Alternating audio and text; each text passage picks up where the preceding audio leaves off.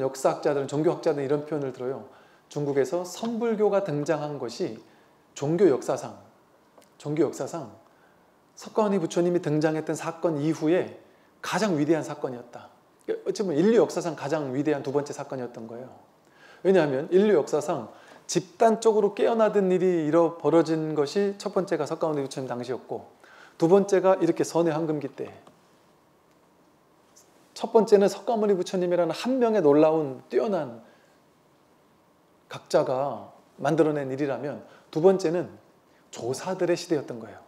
이렇게 지공화상이라든지 달마라든지 2조, 3조, 4조, 5조, 6조, 그 이후에 6조의 제자들, 그렇게 한 200~300년간 펼쳐졌던 그 조사 스님들의 시대, 그걸 조사선이라고 부르는 거예요. 그래서 부처님 한 분이 사람들을 깨닫게 한 게 아니라 다양한 조사 스님들이 많은 중생들을 깨닫게 만들었던 시대, 그때가 이 조사선의 시대예요. 그리고 이 조사선의 시대가 석가모니 부처님 시대와 똑같이 석가모니 부처님 당시도 제자들이 법문 듣고 그냥 깨달았어요. 한경니까에 생생하게 중계되고 있잖아요. 질문하고 답변하고 부처님께서 법문하고 법문 끝에 몇 명이 깨달았다, 몇 명이 아라한가를 증득했다, 이런 얘기가 나오잖아요. 심지어 제가자들이 몇백 명이 동시에 아라한가를 증득했다, 이런 얘기까지 나온단 말이에요. 선사 스님들의 시대가 또 그랬어요. 이 조사 스님들의 시대가 법문 듣고 깨어났어요. 언하대오라고 불러요. 언하변호. 말 끝에 깨닫는다, 법문 듣다 깨닫는다, 말마디 끝에 깨닫는다. 여기 선사 스님들이 깨달았던 인연, 그걸 이제 기연이라고 불러요. 기연.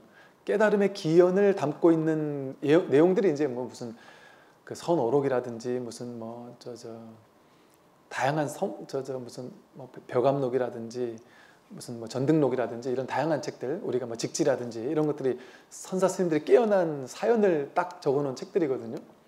근데 그런 책들을 보면 이렇게 좌선하다 말고 탁 깨달았다 이런 얘기가 없어요.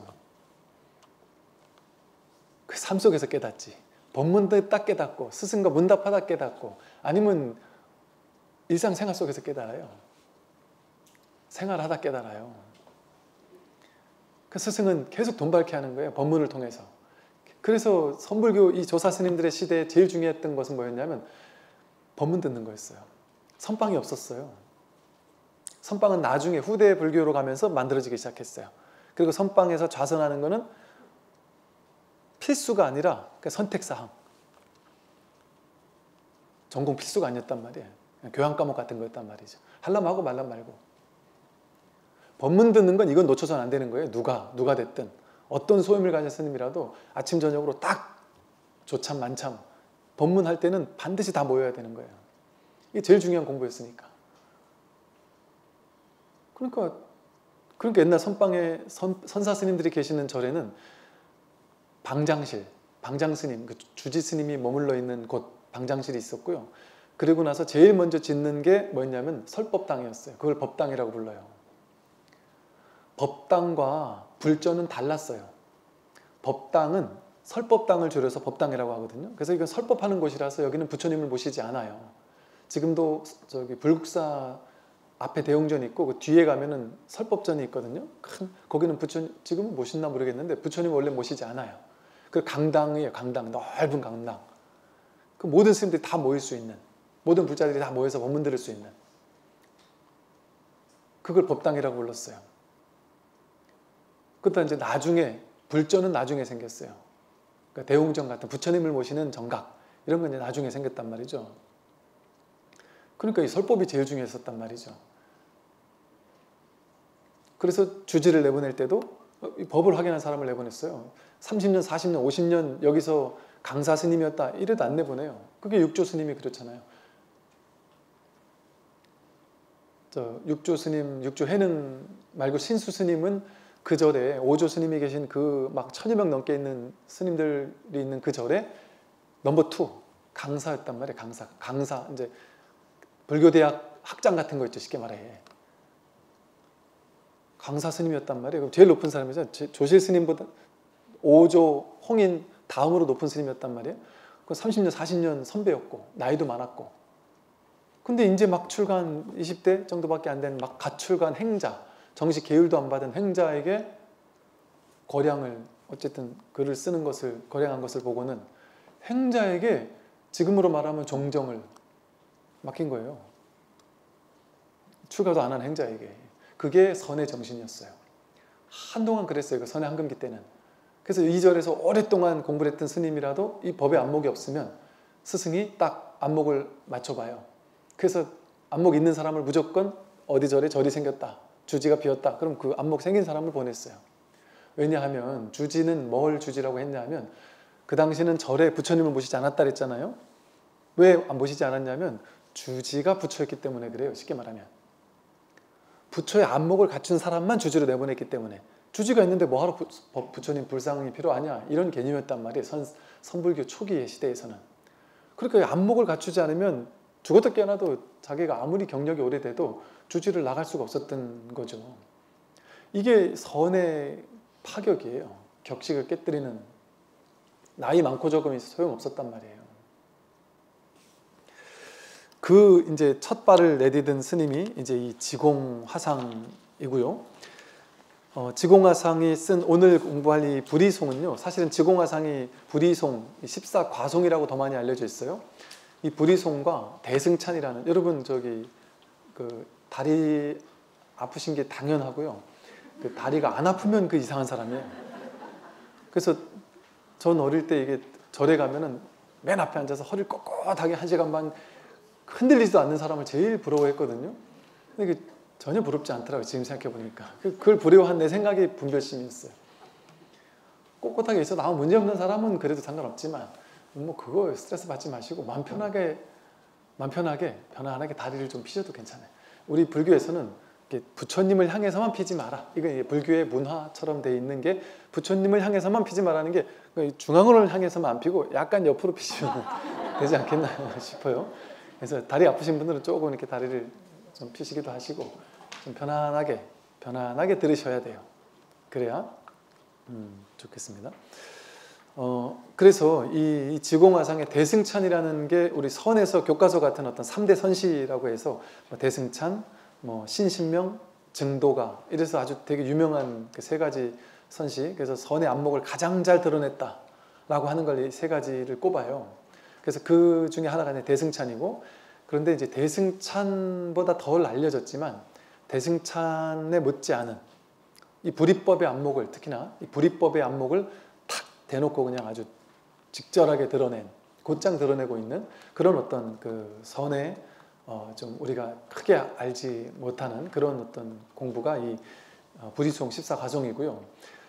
제가 그 말씀드렸죠. 이제 직지라는 그 우리 한국에서 나온 이 그 직지 심체 요절이라는, 이 직지 심경이라도 부르는 이것이 지금 세계적으로 상당히 주목을 받고 있어요. 그 성경이 서양의 역사를 뒤바꿔 놓은 가장 중요한 사건을 꼽으라면 그 성경, 구텐베르크가 성경을 이렇게 인쇄했던 그게 가장 위대한 그 서양의 문화를 뒤바꿔 놓은 사건이라고, 첫 번째 사건이라고 꼽거든요. 그런데 그것보다 근 100년 가까이, 7, 80년인가요? 하여간 훨씬 앞서서 이렇게 인쇄술을 등장하게 만들었던 그 책이 이제 직지 심체 요절이라는, 한국이라는 땅에서 세계에서 가장 먼저인 거예요.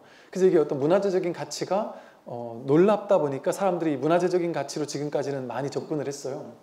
그런데 얼마 전에 보니까 유럽에서 다양한 언론 매체들에서 이 직지의 어떤 이 가치를 막 선양하는 다큐멘터리를 많이 찍고 있어요. 저만 해도 지금 벌써 최근에 한 2군데 언론사에서 직지 관련된 다큐를 찍고 있다고 하면서 이렇게 인터뷰 요청을 하시는데, 너무 놀라운 점이었어서 제가 너무나도 좋았던 점이 뭐였냐면, 기존에 직지에 관련된 다큐가 많이 있는데 그건 전부 다 직지의 문화재적인 가치만 조명하고 있어요. 그 직지가 뭔 내용을 담은지는 전혀 관심이 없는 거예요. 왜? 너무 어려우니까. 선문답 같은 어려운 얘기 막 적혀 있으니까. 그러니까 이 내용은 관심이 없었단 말이죠. 그런데 엊그제 같으면 유명한 이제 중앙방송인데도 불구하고 거기서 그 PD분이 기독교 신자예요. 그런데 그분이 이번 우리가 만들 다큐는, 직지 다큐는 직지의 문화재적 가치가 아니다. 직지가 왜 이 알맹이가 더 중요한 것이다.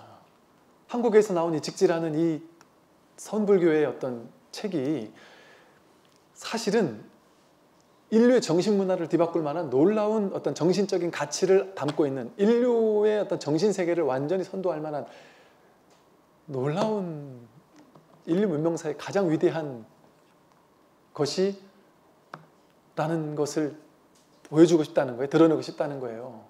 그러면서 본인들이 막 공부를 하면서 했더라고요.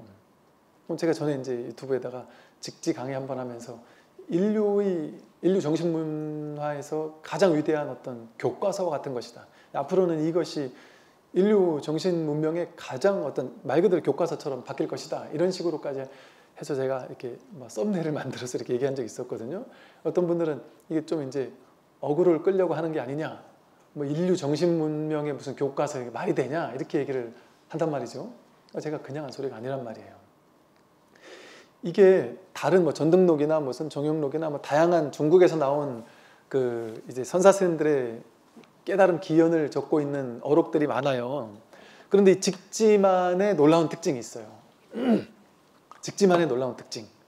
대부분 그 선의 어록은 그냥 막 이렇게 모아놨거나 아니면 이제 나중에 만들어진 것은 주로 송대 이후에 만들어지잖아요. 송대 이후에 만들어진 것은 가나선이 나온 이후다 보니까 가나선을 중심으로 이렇게 만들어졌어요. 그런데 이 직지는 뭐냐 하면 초기 조사선 있잖아요. 활발했던 조사선, 가나선이라는 선불교가 나중에 이제 깨달은 스님들이 다 어느 정도 없어지고 나서 나중에 이제 가나선을 어쩔 수 없이 좀 구조화시키고 조직화시키고 수행해야 되는 어떤 수행법화 시켰던, 그러니까 좀 좋은 말로 하면 방편으로 만들어진 것이고, 조금 안 좋게 말하면 방편은 반드시 이제 임시적인 건데 그게 이제 수행법화돼 버리면서 본래 활발했던 선불교가 좋게 말하면 방편으로 구조화된 거고, 안 좋게 말하면 조금 이제 퇴색됐다고 볼 수 있는 그런 선인데, 이 초기 선불교가 가장 활발한 거잖아요. 그러니까 우리나라도 선종들이 주로 보면 뭐 조계종이니 무슨 육조나 마조나 임제나 뭐 임제종이니 이런 말들을 주로 쓰거든요. 그게 초기 선사 스님들의 그 선을 우리는 표방하는 종단이다 이런 말이잖아요. 그게 제일 중요한 공부거든요. 그런데 이 다른 점이 뭐냐면, 가나선과 다른 점은, 가나선은 혼자서 화두를 들고 밀어붙여야 되는 거예요. 될똥말똥. 내가 수행해서 혼자 타파해야 된단 말이에요. 근데 초기 조사선은 스승의 법문을 듣고 깨어나는, 너무 쉽게 깨어나는 가르침이에요. 그러니까 이게 수행하는 사람들 입장에서는 이해할 수 없는 거예요. 이게 말이 되냐? 그게 가능해? 싶단 말이죠. 저도 이게 불가능하다고 생각하면서 불교를 공부해 왔고 충격받았다니까요. 석가모니 부처님 당시와 선의 황금기 때 초기 조사선의 시대에 아무 유의 조작의 노력 애씀 없이 그냥 막 깨어나는 걸 보고 너무 충격적이었다니까요. 근데 더 충격은 그것을 그 누구도 얘기해 준 사람이 없었다라는 점. 전부 다 열심히 수행해야 되고 갈고 닦아야 되고 앉아야 되고 연불해야 되고 독경해야 되고 뭐 해야 된다. 하지 않으면 근기 약한 사람이다. 삼선도 앉아가지고 막 5년 10년 막 장잡으로 하고 누워서 그렇게 하는 사람만 상근기 수행자만 할 수 있는 게 공부다, 깨달음이다. 그러니까 일단 우리 제가자들은 다 배제예요. 우리처럼 수행에 타고난 재능이 없는 사람, 오래 앉아서 몇 시간만 있으면 막 허리 끊어서 죽을 것 같은 우리 같은 사람은 일단 깨달음과는 거리면 일단 제껴지는 거예요. 그러니까 서글퍼지고, 와, 나는 재능이 없구나, 포기하게 되고 그렇게 된단 말이죠. 그 수행 위주의 공부에서는. 그 제가 절망했었다니까요, 한때. 이럴 리가 없는데, 이거는 무위법인데 해서 이 지공화상을 비롯해서 이 초기 선사 스님들의 시대를 다시 한번 되짚보다 보니까 전혀 이게 진짜 공부구나, 이게 진짜 선이구나 하는 것을 알 수 있었어요. 제가 뭐랄까, 제 공부에 대해서 정말 뭔진 모르겠는데 어떤 그 딱 전환되었던 어떤 순간이 있었는데, 근데 이것을 딱 찍어서 이게 뭐다라고 얘기해 준 사람도 없었고 아무 그런 게 없었다 보니까 그 이후에 오랜 세월 혼자 막 방황하면서 혼자 여기저기서 찾다가, 그러면서 이 선을 만나면서 점점 이렇게 명확해진달까? 아, 그렇구나, 그렇구나. 근데 그것이 그냥 이거였구나 하는 것에 대해 점점 이렇게, 그러면서도 계속 갸웃갸웃한 거예요. 설마 이럴 수가, 이런 걸 수가. 그런 오랜 세월을 보내면서 점차적으로 이게 좀 말 그대로 그건 거예요. 신성취라고 부르거든요. 이 깨달음은 믿음이 성취된다.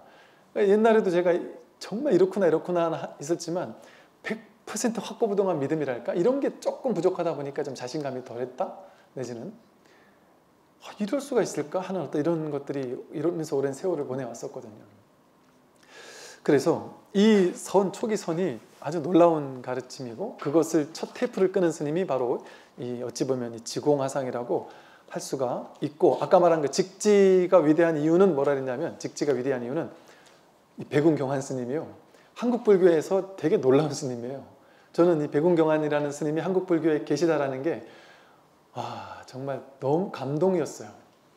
어찌 보면 지금 제가 이제 초기 조사선을 드러내야 됩니다 하고 이렇게 얘기하고 있는 작업을 저희 같은 요즘 몇몇 스님들이 이렇게 하는 게 아니었구나.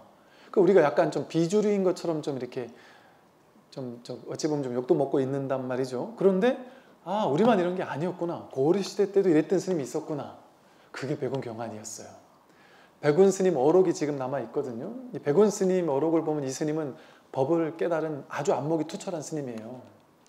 이 깨달음의 안목이 확실한 스님이에요. 근데 이 당시 주류가 아니었어요, 이 스님은. 그 당시 주류 스님들은 따로 있었단 말이죠. 그런데 이 스님이 이제 약간의 이제 뭐 완전 주류까지는 아니라도 약간 이제 그 주류 근처에 오게 됐을 때, 그때 이제 왕에 찾아가서 임금에게 지금 불교에 너무 유의 조작의 수행이 많은데 그것도 영 틀리다고 할 수는 없으나 초기 선불교 이 조사선을 다시 선양해야 된다.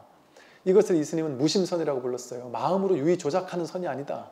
본래 마음 없음에 딱 당도하는 이 본래적인 선, 이것을 드러내야만 불교가 진짜 살고 이게 진짜 제대로 된 깨달음, 괴로움과 괴로움의 소멸에 이를 수 있다라는 것을 강력하게 막 건의하면서 이것을 주창할 수 있도록 해달라고 얘기하고, 후배들 스님들에게 또 도반 스님들에게 초사선을 지금 선양해야만 한국 불교가 살아난다, 그 얘기를 고구정령하게 계속해서 했어요. 그런 사료들이 많이 남아있어요. 그래서 이 스님이 약간 의도적으로 불교에서 선불교 하면은 우리는 다 보통 임재종 이런 말을 쓰거든요. 그래서 뭐 어찌 보면 한국 조계종도 어느 절들에 가면 아직도 임재종 이렇게, 임재종 양기파의 후예다 이렇게 얘기를 한단 말이에요. 그러니까 즉 이 가나선의 핵심이 이제 임재 스님이고, 그러다 보니까 임재 스님 아주 훌륭하신 안목을 갖춘 스님이에요. 근데 그 이후에 있는 제자 중에 누군가 그 임재종의 법맥에 있는 선에서 대해 스님이 서장이라는 걸 만들면서 가나선을 만들었단 말이죠. 이게 훌륭하기는 하나 이 스님이 의도적으로 이 라인을 다 빼버렸어요. 그게 이 스님 훌륭하지 않아서 뺀 것이 아니라 그 안목은 훌륭하나 의도적으로 이 가나선적인 요소를 가지고 있는 법맥을 싹 빼버렸어요. 대해 스님이라든지 원호극근이라든지 임재 스님까지도 싹 빼버렸어요. 이 직지라는 책에. 그것은 뭘 의미하냐면 그 스님들 훌륭하지 않다는 얘기를 하고자 하는 게 아니라 이 직지는 오로지 조사선을 선양한다. 오로지 초기 선불교, 이 활발했던 그냥 무심하게 와서 멍청하게 법문 듣는단 말이에요. 그냥 앉아서 수행하는 것도 아니고 기도하는 것도 아니고 연불하는 것도 아니고 뭐 하는 게 아니다. 그런데 이렇게 법문 듣고 깨닫는다. 이것을 그렇게 강조했던 스님이 고려시대 때 이미 있었다라는 사실이 놀랍게 그지없어요. 그리고 그 책을 이제서야 세계적으로 지금 주목받고 있고, 지금에 와서는 이제 세계적으로 그렇게 다큐를 찍는 사람들이 이것의 이제는 문화재적 가치가 아니라 깨달음에 이 가치에 주목했다라는 거, 이건 놀라운 하나의 힌트인 것 같고 메시지인 것 같고, 이게 이제 앞으로 머지않아, 지금은 명상의 시대잖아요. 어찌 보면 모름지기, 웰빙, 명상의 시대잖아요. 이게 이제 명상의 시대는, 어떤 스님이 그러시대요. 명상의 시대는 아주 좋은 것이지만 한계를 가지고 있다. 왜냐하면 명상은 열심히 갈고 닦아야 된단 말이에요. 스님 저 3개월 어디 명상처 갔다 왔어요. 6개월 어디 갔다 왔어요. 이런 얘기 하는 사람도 세고 셌거든요. 계속하는 사람들은 없어요. 이게 이제 명상의 단점이라는 거예요. 어느 시기에 3개월, 6개월, 1년, 2년 막 밀어붙여요. 그런데 그러고 나서 뭔가 변화되는 게 없단 말이에요. 괴로움이 해결됐다거나 내가 공부가 됐다거나 이런 얘기를 하는 사람이 거의 없단 말이에요. 명상하는 사람들 얘기 들어보세요. 뭔 얘기가 주로 있느냐 하면 나는 명상을 통해서 어떤 삼매를 증득했다. 어떤 체험을 했다. 이런 거 삼매 증득하는 이런 얘기를 주로 한단 말이에요. 왜? 명상을 하면 삼매를 증득하게 해줘요. 왜? 열심히 수행하면 수행에 대한 결과가 일어나요. 인과적으로. 그러니까 유의조작으로 만들어낸 거예요. 삼매는. 그러니까 부처님이 그걸 보시고서는 처음에 최고 단계 선정까지 갔다가 그거를 딱 포기했잖아요. 그리고 중도의 길을 가서 깨달으신 거 아니에요? 그래서 이 진짜 명상은 그렇게 유의조작으로 밀어붙이는 명상이 아니란 말이에요. 그런데 지금은 그 명상이 퍼져 있는 것도 좋은 일인데 그게 이제 한계에 부딪힐 거라는 거죠. 어떤 한계? 유의조작이라는 한계. 그래서 이걸로 공부 끝낼 수 없다라는 한계.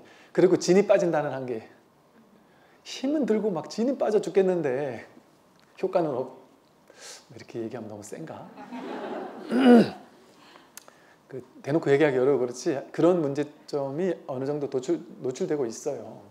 그래서 뭐 어떤 스님도 그 얘기를 하시대요. 이제 선불교가 이제 등장할 시대가 됐다.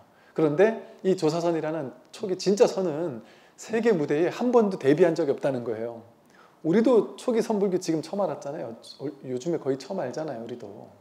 이게 요즘에 주목받기 시작한 게 얼마 안 됐어요.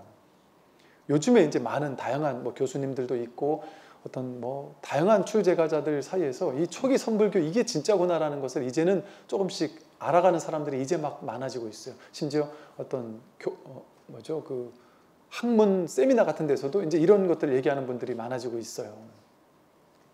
아직은 비주류라고 말하는 사람도 있지만 그래서 이 명상의 진짜 명상은 이 선에 있다. 유의 조작하지 않는 명상 이게 진짜 명상이다. 그래서 이 아직까지 한 번도 세계 무대에 데뷔하지 않았던 진짜 명상, 진짜 선 이게 이제 인터넷이나 언론이나 이런 걸 통해 세계적으로 확 전파가 되기 시작하면 이건 이제 세계 문명을 바꿀 일이다. 이런 얘기를 하는데 충분히 가능한 얘기고 이게 이제 한국에 있는 이 초기 선 하는 사람만 하고 있는 게 아니거든요. 이게 세계적으로 미국의 유럽의 온갖 나라에 이 초기 선불교의 이 활발한 깨달음의 이 초기 선사 스님들의 어록들을 활발하게 전법하는 사람들이 많아지고 있어요. 그 사람들은 뭐 스님이다라는 거나 이렇게 뭐 종교라는 색 하나도 없이 이것을 선양하는 사람들이 많아지고 있다니까요. 종교와는 상관없는 거예요. 그래서 이제는 종교를 넘어서서 종교 비종교를 떠나서 이 공부가 이제는 상당히 이 세상에 중요해지는 시대가 분명히 올 거라고 저는 생각이 돼요. 저 20년 전만 해도 명상이 이렇게까지 세계적으로 인기 있을 거라고는 상상도 못했어요. 대기업에서 명상 강의 이렇게까지 많이 할 줄은 상상도 못했어요. 근데 요즘에는 대기업에서 명상 강의를 제가자들이 하는 명상 강의 이러면 대기업에서 엄청 섭외를 한대요. 근데 스님들은 섭외를 안 한대요. 왜? 스님들이 아무리 더 수준이 높은 강의를 해도 그는 종교야. 제낀다는 거죠. 근데 어쨌든 그러더라도 그 명상이 다 여기서 나온 거기 때문에 여러분 이제 첫 번째부터 보리, 번뇌, 불이라고 해서 보리와 번뇌가 둘이 아니라는 거예요. 첫 번째 이제 타이틀 제목 자체가 보리, 깨달음과 번뇌는 번뇌망상이잖아요. 번뇌망상. 번뇌망상과 보리, 깨달음이 둘이 아니다 하는 소리예요. 이제 첫 번째 개송이 중생 불해수도 변욕 단재 번뇌라고 해서 중생은 도를 닦을 줄 모른다. 이걸 첫 번째 문장으로 딱 뽑았단 말이에요. 그 당시 시대적인 상황과 딱 맞물려서 지금의 시대적 상황과 딱 맞물려요. 이 말이. 그 당시 불교계에 전부 다 기도하고 뭐 수행하고 연불하고 독경하고 뭐 기복하고 이런 사람들만 많았단 말이에요. 그걸 수행이라고 알았단 말이에요. 중생들은 다 그걸 수행이라고 알고 있었단 말이에요. 첫마디. 중생들은 도를 닦을 줄 몰라. 그거 도 아니야. 그렇게 하는 거 그 도 진짜 도 아니야. 이 소리를 하고 있는 거예요. 도는 그렇게 닦는 게 아니다. 열심히 갈고 닦는 거 그렇게 하는 거 아니다. 한 얘기를 첫 마디에 딱 충격요법을 쓴단 말이에요. 그렇게 닦는 거 아니다. 이 말이 어떤 사람들에겐 정말 충격적인 얘기죠. 왜 평생을 30년, 50년을 열심히 갈고 닦아온 사람들에겐, 수행하면서 갈고 닦아온 사람들에게는 내 인생이 그냥 무너지는 것 같고 충격적인 일이 될 수 있어요. 그런 얘기를 안 할 수 없단 말이에요. 욕을 먹어도 안 할 수 없단 말이에요. 삿된 걸 깨뜨리지 않으면 현정이 바른 걸 드러낼 수가 없는데요. 그러니까 삿된 걸 깨뜨리지 않으면, 자기 분별망을 깨지 않으면, 자기 공부가 지금까지 어떤 점이 잘못됐는지를 깨뜨리지 않으면 바른 걸 드러날 수가 없어요. 바른 것이. 그래서 이 불이송을 보면 계속해서 깨뜨려주고 있어요. 분별을 깨뜨려주는 거예요. 처음부터 끝까지. 계속해서 깨뜨려주기만 해요. 그래서 우리의 고정관념을 왕창 깨뜨려버려요. 그래서 이 공부 처음 시작할 때 우리는 전부 다 자기 생각을 쥐고 살거든요. 내가 옳다라는 생각을 쥐고 살고, 이게 불교라는 생각을 쥐고 살고, 자기 사상, 철학을 쥐고 산단 말이에요. 그거를 더 훌륭한 서상으로 바꾸기 위해서 왔다면 여러분들 실패할 거예요. 저는 더 훌륭한 사상으로 여러분의 사상을 바꿔드릴 마음이 없어요. 여러분들이 쥐고 있는 그 모든 것을 전부 다 빼앗아갈 마음만 있지. 다 깨뜨릴 거기에만 관심이 있지. 그러니까 자기가 깨지기 위해서 와야 돼요. 법문 들으러 올 때는. 내가 더 견고한, 더 좋은, 좀 안 좋은 교리는 버리고 더 좋은 교리를 쥐어야지. 그래서 나는 더 많이 아는 사람이 돼야지. 그렇게 공부하는 게 아니다. 그렇게 공부하는 게 아니라 내가 무너질 준비를 하고 와야 돼요. 그러니까 여러분 공부할 때요. 저 스님 좀 색다른 얘기 하네?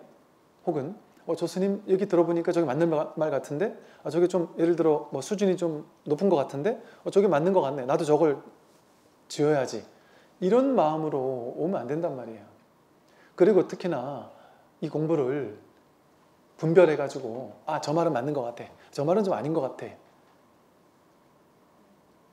그렇게 오시려면 유튜브로 듣고 있는 동안은 그렇게 하셔도 되죠. 왜냐면 유튜브로 듣고 있는 동안은 내가 누가 스승인지 모르잖아. 워낙 많으니까 세상에. 내가 이렇게 따져봐서 이게 훌륭한 거 아닌가 따져봐서 어느 거 들을지 결정해야 될 거 아니겠어요? 그럴 때는 그렇게 분별해서 내가 어떤 분을 스승으로 삼아 공부를 할까 이렇게 마음은 먹어야 되겠지만, 어차피 안과하는 마음으로 한 3개월, 6개월 딱 공부하겠다 하고 오셨다면 그런 마음으로 하면 이제 시간 낭비예요. 시간 낭비. 겉으로는 뭐 그럴 필요 없지만 내가 속으로 내 마음에서는 내가 따지고 분별해서 저 사람 설법 잘하나, 저 사람 말 잘하나, 저 사람 뭐 수준이 됐나 안 됐나 뭐 판단하고 평가하고, 좋은 게 있으면 내가 하나 뺏어가야지, 내가 하나 쥐어야지, 이런 시비 분별하는 마음으로 공부를 해도 어쩔 수는 없는데, 그렇게 하면 자기 공부에 도움이 그닥 안 된다. 그러니까 딱 왔다면 그냥 나를 놔버려야 돼요. 나를 확 놔버리고 나는 아무것도 모른다. 모를 뿐 하는 마음으로 오고, 저 양반이 저렇게 얘기하는 데는 내 뜻과 달라도 나는 모르고 저 사람은 알겠지. 내가 모르는 걸 저 사람은 내가 모르는 이유가 있겠지. 내가 아직 깨어지지가 않았으니까, 내 분별이 깨어지지가 않았으니까 저게 소화가 안 되는 거겠지. 그런 마음으로 나는 틀렸고 일단 한번 들어보자 하는 마음으로 들어야 이게 훅 소화가 되기가 쉬워지지. 계산하고 판단하고 따지고 맞냐 틀리나 머리로 계속 분별하고, 아니 머리로 정리하고, 정리 안 되는 게 있잖아요. 이해 안 되는 게 있을 때 어떻게든 머리를 써서 정리하려고 하지 마세요. 그냥 이해 안 되는 거 있을 때는 턱 이해하지 마세요. 그렇게 공부를 해야 돼요. 머리 굴려가지고 양자물리학에서 막 빌어오면 이렇게 이게 무아라랬던데, 그렇게 해서 딱 알아버리면 그 다음부터 그거를 아는 거니까 대충 들어요. 아는 건 원래 우리가 관심 없거든요. 몰라야 뭐지 하고 집중해서 듣는단 말이에요. 그러니까 모르는 게 좋은 거예요, 이 공부는. 그러니까 알려고 하는 마음으로 공부하면 안 된다. 그래서 첫째, 우리 첫 번째부터 자 깨뜨리는 거죠. 여러분이 지금까지 기도하고 연불하고 독경하고 수행하고 좌선하고 온갖 수행법을 해왔다 할지라도 그건 도를 닦을 줄 모르는 일이다. 그건 중생은 도를 닦을 줄 모른다. 중생들이 그렇게 유의 조작해 해서 했던 그거에 불과하다 하는 소리예요. 그렇게 도를 닦을 줄 모르니까 중생들은 뭘 하느냐? 곧장 번뇌를 끊어 없애려고만 한다. 지금 명상단체 가면 또는 다양한 수행한다 하는 곳에 가면 여러분들도 그런 생각하는 분들 많을 거예요. 아, 분별심이 문제구나. 본문 들어보면 딱 결론 나오잖아요. 아, 분별심이 문제구나. 그럼 답이 딱 나오잖아요. 결론을 내버려요. 아, 분별심 문제니까 분별심 없애면 된다는 얘기구나. 그래서 생각 일어나면 다 분별심이잖아요. 그러니까 생각 일어나면 생각을 없애버려. 생각과 싸워 이기려고 하고, 관찰해서 없애고, 생각 일어나면 염불해서 없애고, 생각 일어나면 막 화를 내요, 짜증을 내요. 난 왜 이렇게 생각이 많아? 그래서 제가 한 30분 좌선을 하고 났더니 막 더 화가 나던데요. 왜요? 30분 앉아 있었는데 내가 한 2, 3분은 집중하다가 한 27분은 자꾸 분별심만 더 일어나더라고요. 그러면서 실패했다고 생각한단 말이에요. 그전에 분별을 못 보다가 온통 분별이 일어나는군 하고 본 게 공부인데, 그러니까 즉 우리는 수행을 통해서 번뇌망상이 일어나는 것을 없애야 된다고 생각해요. 번뇌망상이 일어날 때 번뇌망상을 없애버려요. 없애버리는데 성공하는 사람은 수행 잘하는 사람, 없애버리는데 성공 못하는 사람은 수행 못하는 사람, 이렇게 생각해요. 그러니까 단골 질문이 뭐냐 하면, 스님, 분별망상을 없애야 되는데 그럼 어떻게 살죠, 사람이? 그럼 살 수가 없는데요? 모든 게 다 분별망상인데 어떻게 살아요? 그런 질문을 해요. 그러면 단골로 하는 답변이 뭐냐 하면, 맨날 그 질문이니까 전부 다. 그 단골로 하는 답변이 뭐냐면, 하되, 함이 없이 하라는 거지. 아예 하지 말란 말이 아니다. 분별해야 돼요. 근데 함이 없이 한다라는 말이 무슨 말이겠어요? 분별심, 이걸 여기서 번뇌망상이라 했단 말이에요. 번뇌망상, 분별심 일어나지 않을 수가 없어요. 일어납니다. 그리고 일어나야 됩니다. 번뇌를 없애야 되는 것이 아니라, 만약에 번뇌를 없애야 되는 거면 부처님은 번뇌를 완벽하게 없앤 분이겠죠? 큰 스님들은? 그러면 부처님은 분별을 못하는 분인가요? 아무것도 모를 거 아니에요. 분별을 못한다는 건 뭐예요? 비교 분별. 큰지 작은지, 이 사람인지 저 사람인지, 안한 존재인지 가섭 존재인지 그것도 모르냔 말이에요. 생김새를 보고 분별할 줄 안단 말이에요. 부처님도. 내가 절에서 탁발하러 나갔으면 다시 절로 돌아가야 되잖아요. 분별이 완전히 없으면 내가 절로 가는 길도 모를게요. 집에 갈 때 몇 번 버스 타고 가야 될지도 모른단 말이에요. 분별을 하지 못한다면. 그 인생을 살 수가 없어요. 그렇게 바보가 되라는 게 아니죠. 갓난아기로 돌아가라는 얘기가 아니란 말이에요. 그래서 이 법을 확인했다. 내가 누군지 내가 자기 성품 확인했다 하는 분들이, 확인하고 나서 한 3년, 5년 지났다 이런 분들도 단골로 묻는 질문이 그거예요. 제가 분명히 그때는 확인한 게 확실한 것 같고, 분명히 내가 마음도 가벼워졌고, 현실도 많이 바뀌고, 안목도 좀 달라지고, 선호록 같은 걸 봐도 정말 소화가 되고, 많이 좀 쉬워지긴 했는데 뭔가 찜찜한 게 자꾸 남아 있습니다. 뭐냐 여쭤보면, 내가 진짜 깨달았으면 분별이 싹 사라져야 되는데 분별이 사라지질 않습니다. 그리고 뭔가 현실에서 남들이 나한테 시비를 걸면 화가 일어나지 않아야 되는데 시비 걸면 화가 난다는 거예요. 그러면서 나는 제대로 된 수행자가 아니라는 거예요. 제대로 깨친 게 아닌가 봐요. 이런단 말이에요. 뭐를 분별할 일이 있을 때 분별한단 말이죠. 그걸 문제라고 여긴단 말이죠. 그걸 깨기가 쉽지 않은 거예요. 그걸 깨기가. 그 분별이 일어나지 않는 게 깨달은 게 아니에요. 아니, 누가 나한테 칼을 들고 죽이려고 쫓아오면, 아니면 호랑이가 날 잡아먹겠다고 쫓아오면 분별하지 않아서 죽으나 사나 둘이 아니니까, 생사가 둘이 아니니까 잡아먹으십시오 하고, 잡아먹히는 것과 먹히지 않는 게 둘이 아니야 하고 가만히 있는 게 아니란 말이에요. 누가 칼 들고 죽이겠다고 쫓아오면은 냅다 잘 도망가는 게 부처지. 가만히 앉아서 그냥 팍 찔리는데도 나는 안 아파요 하고 그냥 가만히 앉아있는 게, 그게 부처냐는 말이에요. 누가 말도 안 되는 거 가지고 막 화를 버럭 내고 막 하면 대응해야죠. 내 가족이, 내 자식이 뭐 누가 막 잘못해가지고 막 괴롭히고 하면 가가지고 막아줘야죠. 싸운 일이 있더라도. 인연 따라.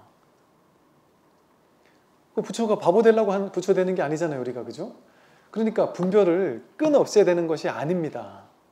분별의 뿌리가 공했다라는 사실을 그냥 깨닫는 거예요. 그러고 나면 분별이 일어나지 않는 게 아니라 분별은 그대로 일어납니다. 그런데 분별이 공했다라는 사실을 자각하는 거예요.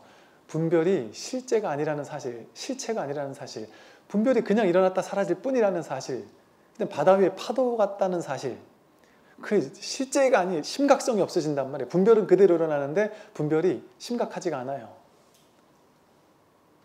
돼도 좋고 안 돼도 좋아요. 부자 돼야지, 가난보다 난 부자 돼야지 하고 그것도 분별이잖아요. 부자 되려고 열심히 노력한단 말이에요. 그것도 분별이에요. 근데 그 일을 안 하는 게 아니란 말이에요. 부자 되려고 열심히 노력해요. 그런데 심각성이 없어요, 거기에. 부자 돼도 좋고 안 돼도 좋아. 그 인연 내가 하는 게 아닌데 뭐 인연 따라 가는 건데, 그건 나에게 달린 일이 아니야. 그 삶이라는 이 연기법, 법 전체가 하는 일이지 내가 할 수 있는 일이 아니다. 나는 그냥 마음 내는 거다. 최선을 다하고, 내가 할 수 있는 최선을 다하고 부자 되겠다고 마음 내고, 그게 전부다. 그리고 마음 냈으니까 현실에서 열심히 실천하는 거예요, 그냥. 그런데 되고 안 되고 나에게 달린 일이 아니니까 심각함이 없어져요. 스트레스를 안 받아요. 결과에 대한 두려움이 없습니다. 그러니까 무게감이 탁 떨어지는 거예요. 그러니까 삶이 가벼워지는 거예요.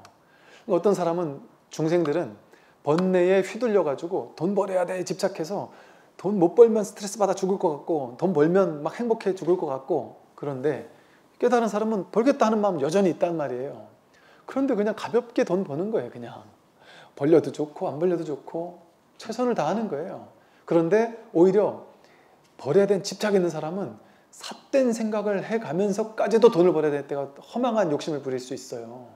근데 집착이 없는 사람은 과도한, 전체를 보는 안목이 있으니까, 전체를 보니까 과도하게 심각하지 않으니까, 이게 집착을 하게 된다는 것은 안목이 좁아진다는 거거든요. 인지협착이라고 해서 집착할 때 인지가 이렇게 작아져요. 제가 이 비유가 좋아서 이 비유를 자꾸 드는 거예요.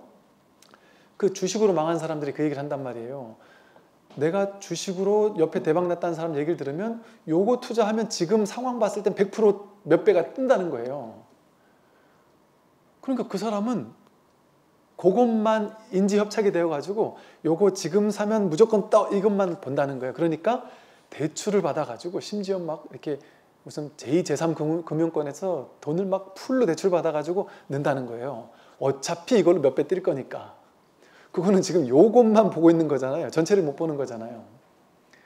그 욕심에 집착하고 있는 거잖아요. 이런 일이 벌어진다니까요. 시야가 좁아져요. 전체를 못 봐요. 그러니까 그런 삿된 일을 합니다.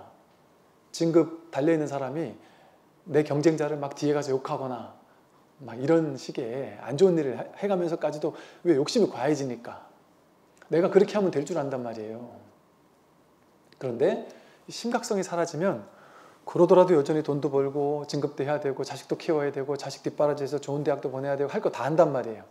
할 거 다 하는데 과도하게 하지 않아요.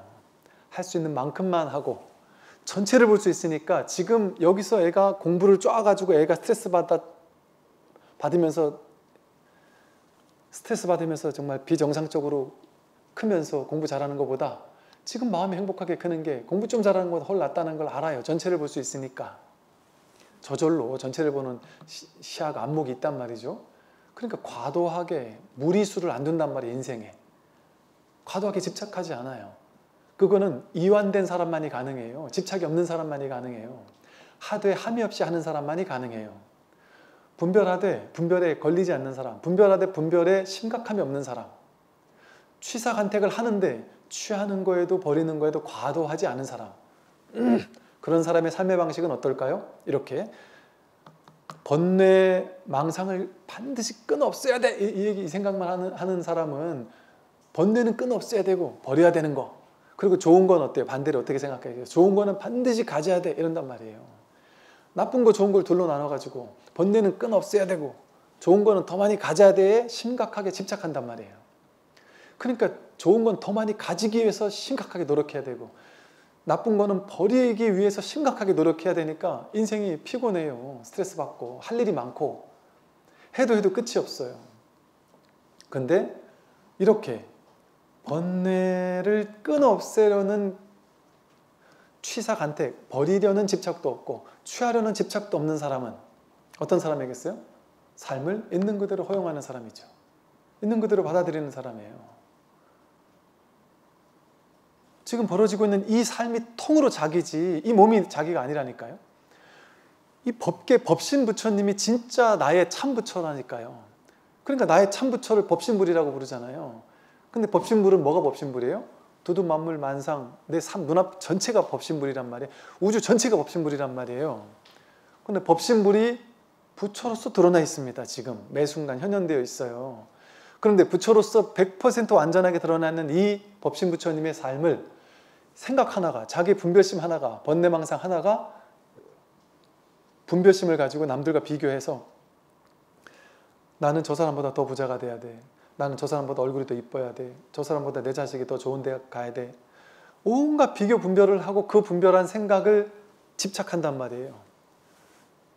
심각해 하고 그 생각을 옳은 것처럼 굳게 믿고 그러니까 그 생각이 심각해져요. 인생에서. 그러니까 그 생각을 믿고 그 생각을 쫓아가는 거예요. 이제 분별망상, 취사간택심이라는 이 분별망상 여기에 이제 노예처럼 살아가요. 평생 좋은 거 취하기 위해서 살고 평생 싫은 거 내 인생에서 없애기 위해서 사는 우리 인생 그것밖에 없지 않아요? 좋은 거 더 많이 가지려고 싫은 거 없애려고 그걸 위해서 끊임없이 달려가잖아요. 잠시도 쉴 수 없어요. 그런데 이 깨달은 사람은 내가 원하는 걸 다 가질 수 있고 내가 싫어하는 걸 다 없앨 수 있는 사람하고는 거리가 멀어요. 그런 사람이 아니에요. 그래서 법신부처님을 자수형신 자기 스스로 본래가 스스로 수용할 줄 아는 신이란 말이에요. 본래가 수용되고 있구나. 삶이 진실이 100% 이렇게 현현되고 있구나. 원망부족하게 수용되고 있구나라는 것을 문득 깨달은 분이 부처님이에요. 그러니까 과도하게 취할 것도 없고 과도하게 버릴 것도 없는데 그렇다고 아무것도 안 하고 사는 사람이 아니에요. 하되 함이 없이 한단 말이에요. 현실은 살아야 되니까 현실을 무시하지도 않는단 말이에요. 그러니까 한단 말이에요. 근데 출세관을 무시하지도 않으니까 함이 없이 한단 말이에요. 그러니까 하되 함이 없이 한다라는 것은 현실세계, 사법계와 이상세계, 이법계, 진리의 세계와 현실세계를 아울러 살아가는 균형 갖춘 중도적인 공부인이 되는 거예요. 그러니까 이 균형 잡힌 중도를 실천하는 공부인이 되는 것은 현실에서 너무 쉬워서 할 일이 없는 거예요. 지금 이렇게 살면 되니까. 취사간택만 하지 않고 내가 하고 싶은 거 하면서 살면 되니까. 하고 싶은 거 하지 말라는 게 아니잖아요. 억지로 여러분 두타행을 해가지고 억지로 돈 다 버리고 무소유하고 억지로 아무것도 하지 마라? 그게 불교가 아니에요. 그건 너무 하는 거에 집착해 있으니까 집착에 있는 사람에게 방편으로 쓴 말이지. 아무것도 하지 말라는 것도 아니고 액티브하게 열심히 사는 게 좋아요. 제가 이제 젊은 친구들, 장병들하고 법회를 오래 했다 보니까 젊은 사람들한테는 스님 그렇게 얘기하시면 안 되고 꿈과 희망을 줘야지. 젊은 사람들한테 다 무소유하라고 하면 되겠습니까? 맞는 말이라니까요. 젊은 사람들에게는 집착 없이 열정적으로 무엇이든 한번 도전해봐라. 그러나 진짜 멋있는 사람은 이거 아니면 절대 안 되는데 하면서 열심히 하는 사람은 그거는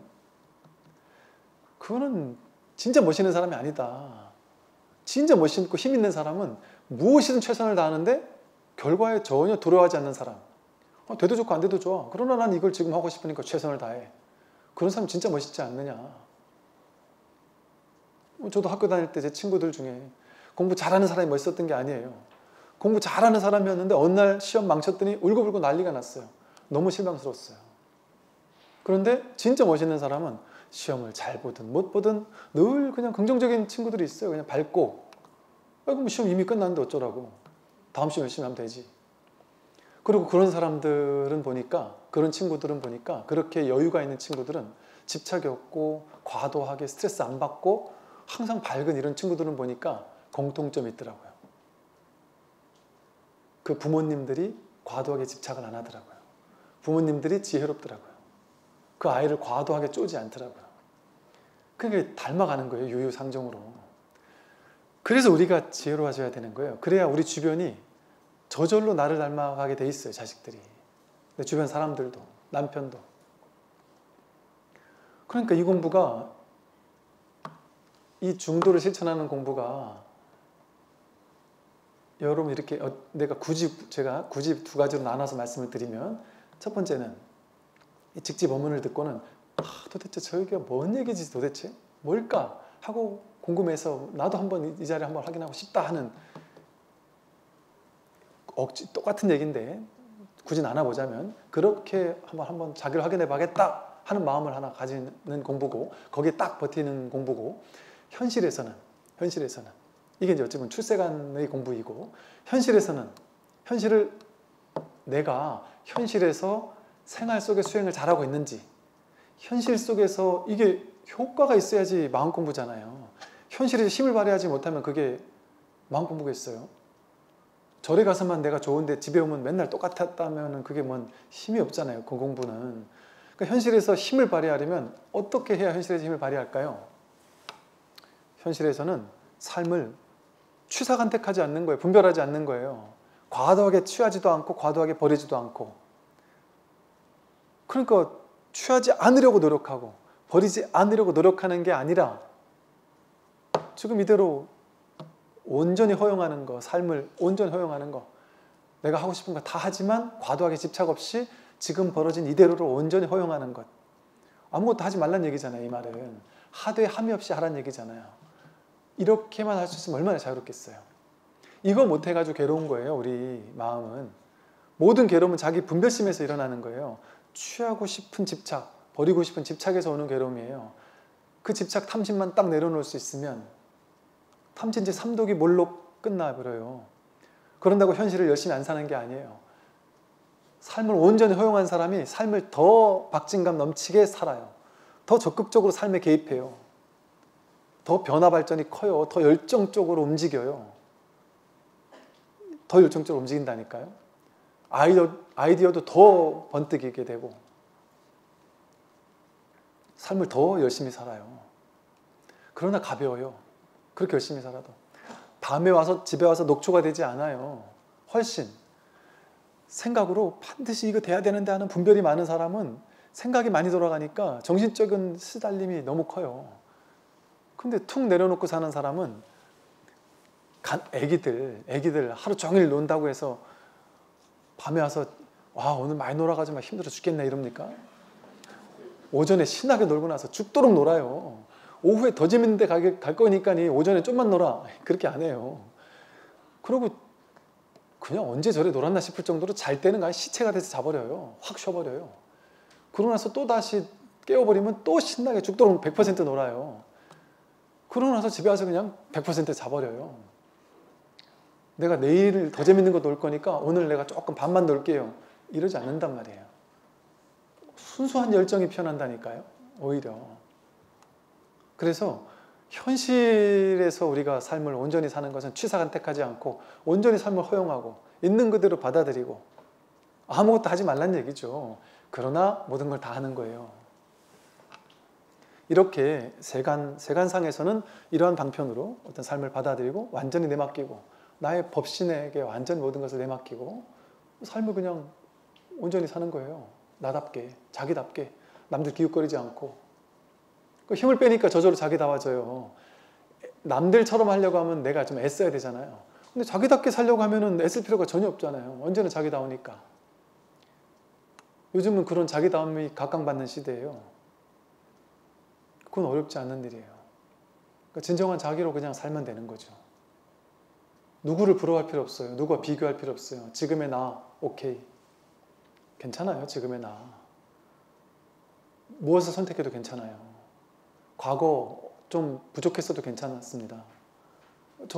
제 과거 초중학교 때 고등학교 때 생각하면 되게 부끄러웠던 것도 많고 한때는 공부도 또 되게 못했을 때도 있었고 한때는 막 오줌 싸길 때도 있었고 한때는 막 이게 뚱뚱해가지고 막 살이 뒤룩뒤룩 쪘을 때도 있었어요. 제가 어릴 때 사진 보고 저도 경악을 금치 못했던 100일 때 사진을 어디 구석에 처박혀 있는 걸 보여줬는데 이건 분명히 제가 아니에요. 완전 돼지인데. 어느 날 이게 저라는 거예요. 제가 충격을 받았어요. 와, 내가 이렇게 돼지였구나. 그래서 그 어떤 과거 아무 상관없습니다. 오로지 지금뿐이에요. 그 과거는 진짜 내가 아니에요. 완전히 자기를 용서해줘도 괜찮아요. 아무것도 부족한 게 없어요.